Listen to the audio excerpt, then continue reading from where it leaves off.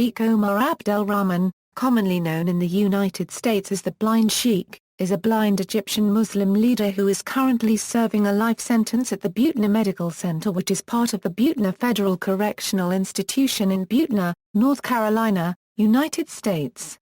Formerly a resident of New York City, Abdel-Rahman and 9 others were convicted of seditious conspiracy, which requires only that a crime be planned, not that it necessarily be attempted.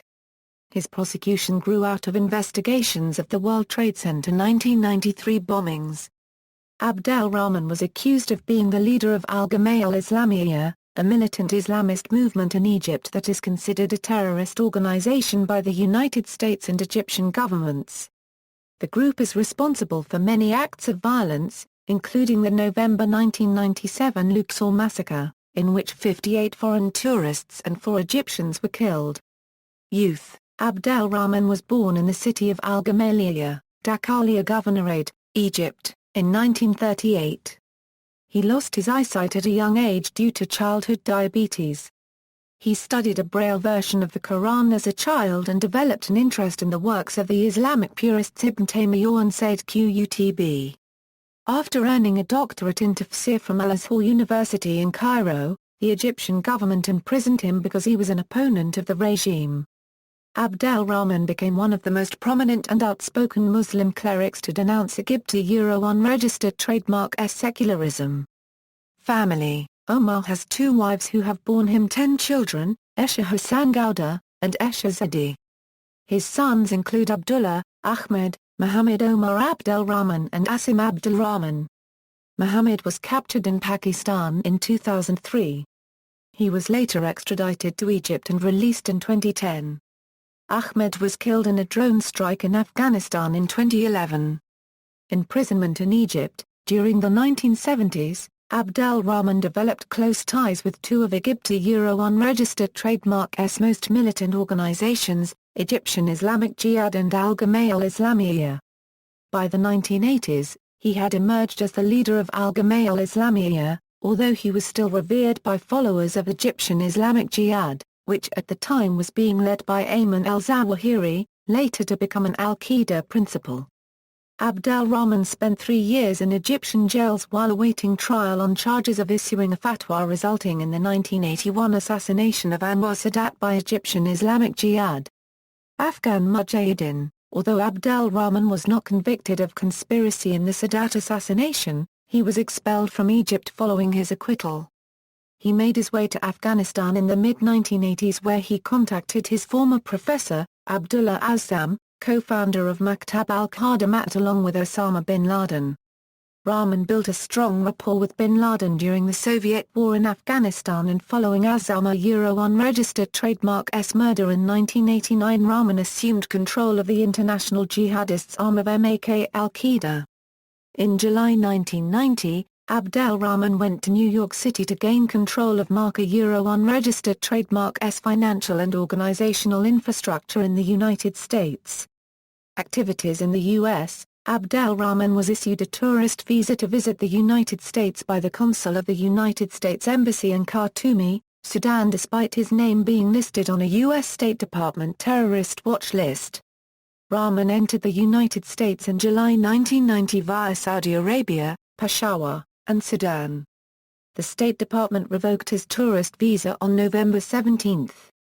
Despite this, in April 1991, he obtained a green card from the Immigration and Naturalization Services office in Newark, New Jersey. After leaving the U.S. to go on an overseas trip, he tried to re-enter the U.S. in August 1991.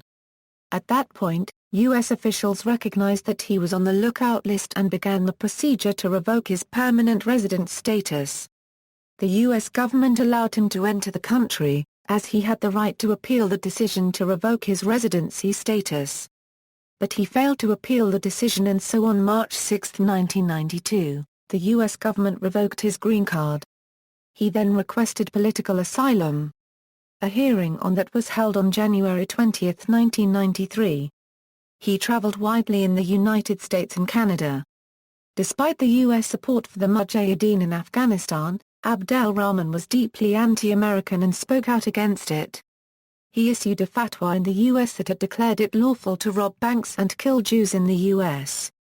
His sermons condemned Americans as the descendants of apes and pigs who have been feeding from the dining tables of the Zionists, communists, and colonialists.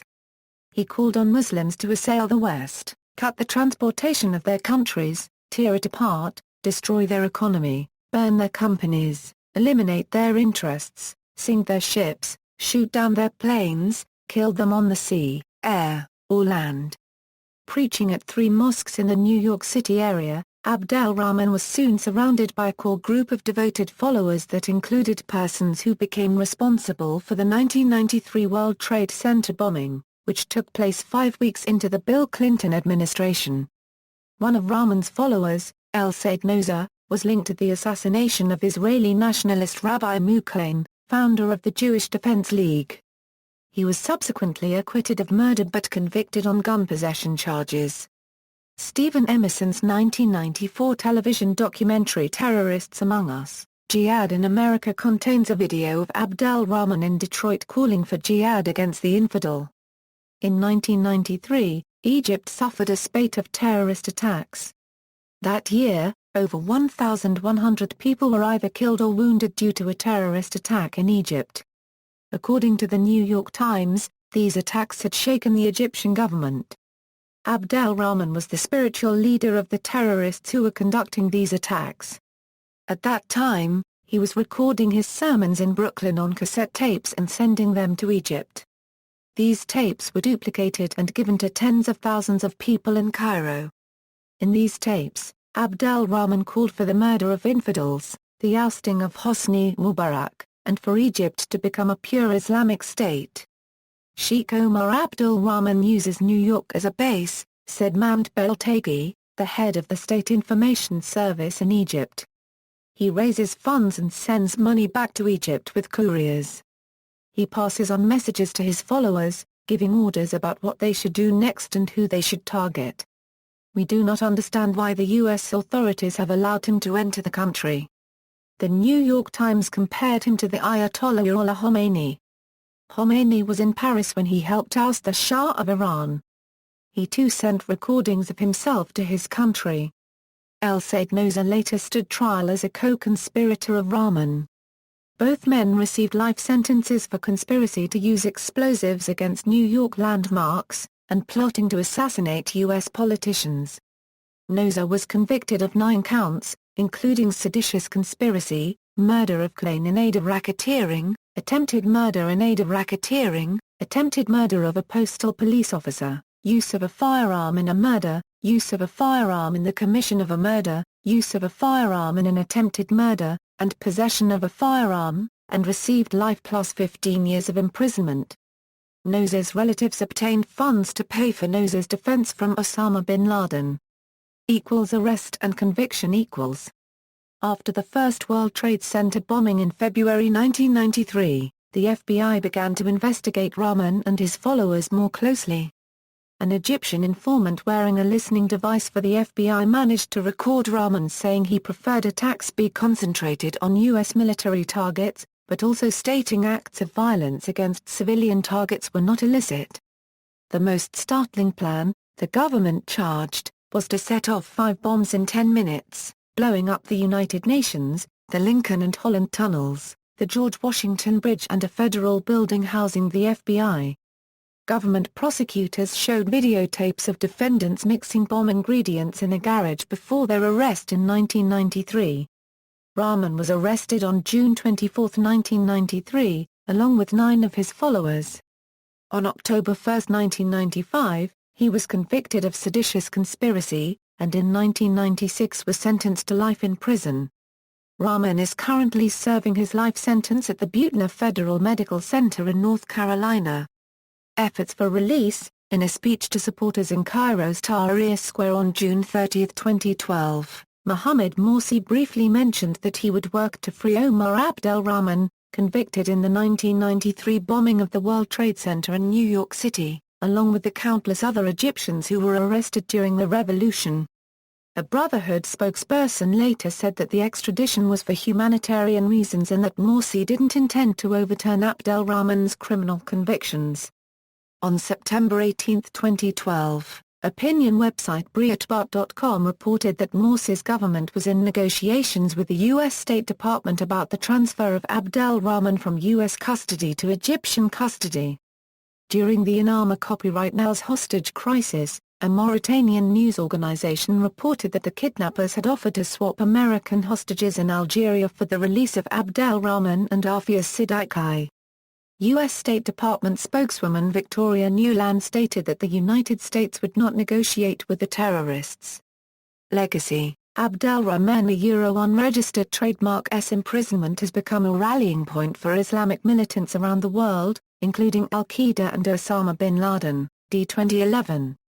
In 1997, members of his group Al-Gama'a al-Islamiyya conducted 2 attacks against European visitors to Egypt, including the massacre of 58 tourists at Dur el-Bahri in Luxor.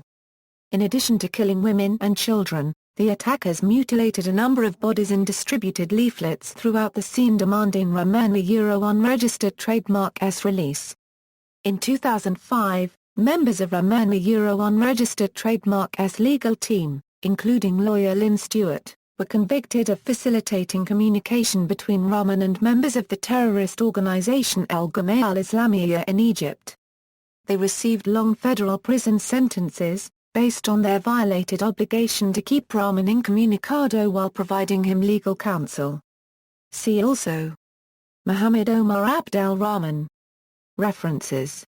Further reading: Gunaratna, R. 2002 Inside Al-Qaeda, Global Network of Terror unregistered trademark. Scribe Publications, Carlton. Lance, pages 2003 €1000 Years for Revenge, International Terrorism and the FBI unregistered trademark. HarperCollins, New York. External links: official website, Omar Abdel-Rahman collected news and commentary at the New York Times, Paul de Rienzo's jailhouse interview with Rahman, September 1994, civil rights attorney convicted in terror trial, CNN, February 14, 2005, Bin Laden unregistered trademark 1996 Fatwa PBS.org, Smuggling the Sheikh's Messages Smoking Gun Archive. Sheikh Omar Abdel-Rahman releases letter from prison analysis from the Site Institute. MIPT biography.